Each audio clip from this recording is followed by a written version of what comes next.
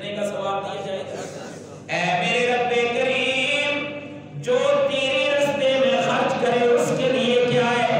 اللہ فرماتے ہیں مثل الذین ينفقون اموالهم فی سبیل اللہ، جو اللہ کے راستے میں اپنا مال خرچ کرتے ہیں ان کی مثال کمثل حبۃ، اس دانے کی طرح ہے، اس گندم کے دانے کی طرح ہے، انبتت، جسے زمیندار زمین کے اندر ڈبو دیتا ہے، اور جب وہ دانا پھٹ کر اپنی کونپل نکال کے باہر آتا ہے، بڑا ہوتا ہے، بلکہ وہ گندم کا پودا بنتا ہے، پھر اس کے بعد ایک دانے سے اس پہ کئی سارے سٹے لگتے ہیں، ایک دانے پہ کئی ساری اس کے اوپر گندم کے دانے لگتے ہیں۔ اللہ فرماتے ہیں ایک دانے سے میں اللہ اس طرح کئی سارے دانے عطا کرتا ہوں، یہاں پہ ایک خرچ کرنے سے میں اللہ کئی گنا اس کا ثواب عطا کرتا ہوں۔ یہ تو سمجھانے کے لیے فرمایا میں اللہ کتنا ثواب عطا کرتا ہوں۔ اے میرے رب کریم، کتنا ثواب!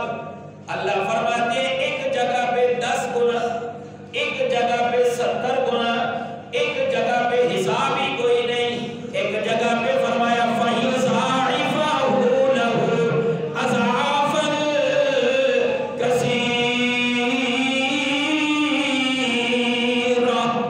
اللہ فرماتے ہیں کئی سارے، یعنی اضعافاً کثیرہ، کثرت سے اس کو میں 2 گنا کر کے دیتا ہوں۔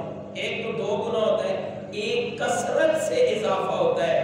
ایک کثرت وہ ہے جس کو میں اور آپ کثرت کہتے ہیں، ہماری کثرت گنی جا سکتی ہے، ہماری کثرت جو ہوتی ہے وہ گنی جا سکتی ہے، لیکن جسے اللہ کثرت بولتے ہیں وہ لا تعداد یعنی گنا نہیں جا سکتا۔ پھر یوں کہنا چاہیے جو اللہ کے راستے میں 1 روپیہ خرچ کرتا ہے، اللہ اس کو بے بہا اس کا ثواب عطا فرماتا ہے۔ اللہ اکبر! یہ تو اللہ نے اپنے راستے میں خرچ کرنے کا ثواب عطا فرمایا۔ اللہ فرماتے ہیں دینے والا کون ہے؟ سارے بولو اللہ، جس کو زیادہ دے کسی کو کم دے دے، زیادہ دینے والا بھی اللہ، کم دینے والا بھی اللہ ہے۔ اب قرآن کریم نے کیا کہا؟ واللہ یقبض، اور کسی کی روزی کو تنگ کرتا ہے تو کون کرتا ہے؟ اللہ۔ واللہ یقبض ویبسط، اور کسی کی روزی کو وسیع کرتا ہے تو کون؟ اللہ۔ اب اللہ اشارہ فرماتے ہیں رزق کو کم کرنے والا بھی میں اللہ ہوں، رزق کو وسیع کرنے والا بھی میں اللہ ہوں، کسی کو زیادہ دیتا ہوں، کسی کو کم دیتا ہوں۔ جب میں دے دیتا ہوں کسی کو کم دے کے آزماتا ہوں، کسی کو زیادہ دے کے آزماتا ہوں کہ میرے راستے میں کون خرچ کرتا ہے۔ اللہ فرماتے ہیں زیادہ خرچ کرنے والا، کم خرچ کرنے والا اور کچھ نہ خرچ کرنے والا، وَإِلَيْهِ تُرْجَعُونَ،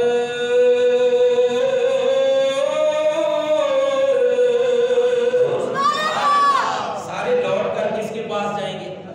اللہ کے پاس جائیں گے۔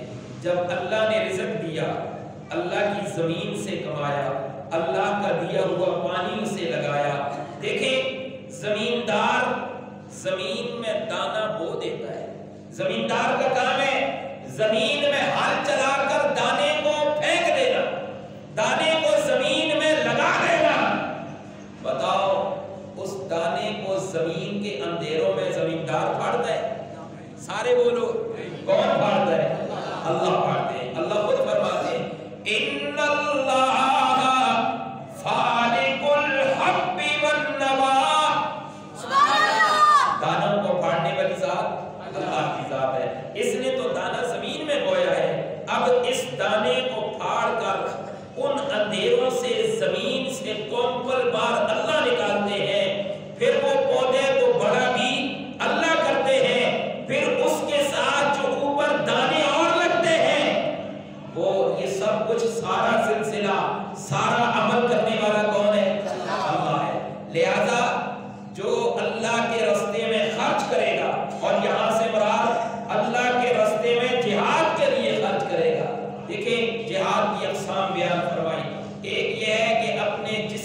ساتھ، اپنی جان کے ساتھ، اپنے وجود کے ساتھ اللہ کے راستے میں جہاد کرنا، اسلام کی سربلندی کے لیے، اسلام کے جھنڈے کو بلند کرنے کے لیے خود بنفس نفیس جہاد میں جائے۔